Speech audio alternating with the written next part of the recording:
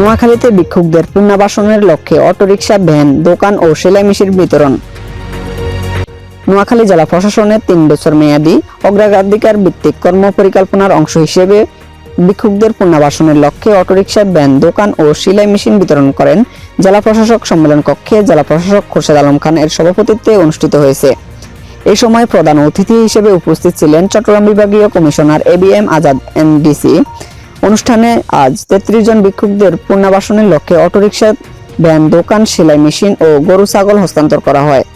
বিভাগীয় কমিশনার বলেন, মুজিব বর্ষ উপলক্ষে নোয়াখালীতে মোট 100 জন ভিক্ষুককে পুনর্বাসন করা হবে। N71 news desk, Noakhali.